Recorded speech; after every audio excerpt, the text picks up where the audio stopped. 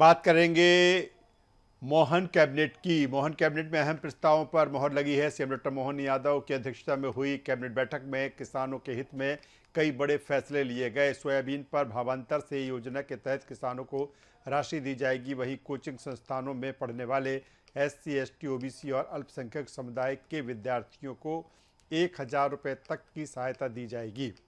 भावांतर योजना जिसकी घोषणा तो हमने पहले ही कर दी, पर आज कैबिनेट ने उसको विधिवत रूप से प्रस्ताव पारित किया है। आप सभी जानते हैं कि भावांतर योजना सोयाबीन का MSP इस बार 5,328 MSP हुआ है। साधारणतया मार्केट का रेट कई बार MSP से कम होता है। इस बार तो शायद करीब करीब बराबर जा रहा है, पर हाँ, फिर भी कुछ स्थानों पर MSP से कम है मंडियों में रेट। किसानों का नुकसान नहीं हो, ये हमारी जवाबदारी है, और MSP पे ही उनको भाव मिले, और इसीलिए भावांतर योजना प्रारंभ की है। इसमें किसान किसी भी रेट में खरीदे। एक पूरे प्रदेश की मंडियों का मॉडल रेट निकालेंगे, और उस मॉडल रेट से कम में यदि उसका बिकता है तो मॉडल रेट और भावांतर के बीच की राशि किसानों को मिलेगी। तो किसानों को एक बहुत बड़ी राहत है। उसका कारण है थोड़ा सा कि इस बार पानी कहीं पर बहुत ज़्यादा गिरा, कहीं कम गिरा, दाना छोटा है, बड़ा है। इससे किसान को भाव कम मिलने की संभावना थी, पर ये भावांतर योजना आने से अब किसान बड़े लाभान्वित होंगे। किसी किसान को नुकसान नहीं होगा, और कम से कम उसको MSP और मॉडल रेट के बीच का पैसा तो उसको मिलेगा ही, ये इसमें सुनिश्चित किया गया है।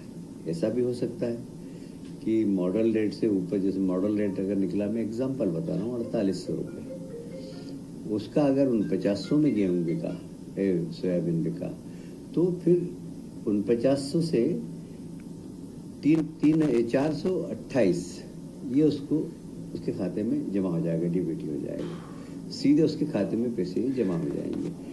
इसमें मुझे लगता है कि काफ़ी प्रचार प्रसार भी हो गया, और कई बार व्यापारी कार्टेल बना लेते हैं, तो हमने सारे जनप्रतिनिधियों से कहा कि आप मंडियों में खड़े रहें, कार्टेल नहीं बने और किसानों का नुकसान नहीं होना चाहिए। कोदो कुटकी आप सभी जानते हैं कि एक समय में कोदो कुटकी 2 रुपये और 3 रुपये किलो किसानों को बड़ी मुश्किल से मिलते थे, और ये कोदो कुटकी वहीं पैदा होता था जहाँ पानी नहीं होता था, कम पानी में। और हमारे देश के प्रधानमंत्री जी ने कोदो कुटकी का भाव पूरी दुनिया के अंदर बढ़ा दिया, और हेल्थ के प्रति जो कॉन्शियस लोग हैं, आप सब लोग कोदो कुटकी ही खाते हैं, गेहूं छोड़ दिया। उसमें से एक मैं भी हूँ। जैसे बहुत सारे लोग हैं जो कोदो कुटकी खाने लग गए।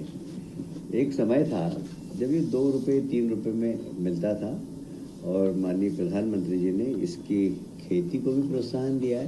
कोदो कुटकी का रेट मिले, हमारे यहाँ 11 जिलों में किसान बोते हैं, और उनको सही मूल्य मिले, और उस खेती के प्रति भी प्रोत्साहन मिले उनको। इसलिए एक तो रेट हमने किया है 3500 रुपये प्रति क्विंटल, ये किया है कुटकी का, और कोदो का है 2500 प्रति क्विंटल। और ये एक राज्य सरकार ने बहुत अच्छा काम किया, श्री अन्न फेडरेशन बनाने का निर्णय लिया है।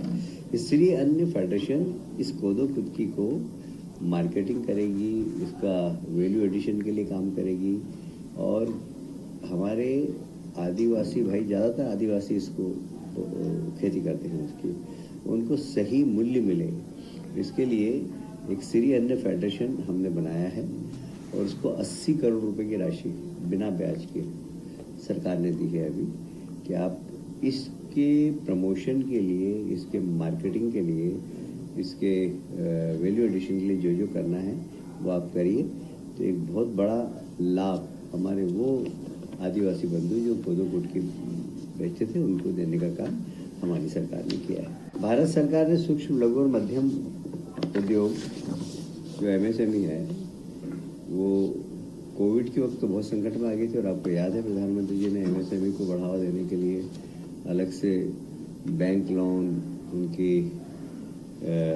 उनके उत्पादन को मार्केट मिले, इसके लिए काफ़ी प्रधानमंत्री जी ने प्रोत्साहन राशि दी थी। अभी भी रैंप योजना के अंतर्गत अभी हमें 105 करोड़ रुपया सिर्फ इसके अंदर वही होना है कि कैसे उनके क्वालिटी सुधरे, उनको मार्केट मिले, और यह पूरी एमएसएमई को प्रोत्साहन के रूप में, क्योंकि एमएसएमई एक ऐसा क्षेत्र है जहां रोजगार की संभावना बहुत रहती है, तो इसलिए रोजगार ज़्यादा से ज़्यादा मिले लोगों को, तो एमएसएमई को प्रोत्साहन देने के लिए ये योजना प्रारंभ की है। इसके अंदर लगभग बजट में 105 करोड़ रुपए हमने स्वीकृत किए हैं। यह एमएसएमई के क्षेत्र में एक क्रांति लाएगी, इसलिए कि एमएसएमई उद्योग को ट्रेनिंग देना, क्वालिटी सामान कैसे बनाना, अपने देश में मार्केट की स्थिति, एक्सपोर्ट करना हो तो उसकी जानकारी, ये सब हमारा विभाग इसमें करेगा। इसमें 105 करोड़ की स्वीकृति।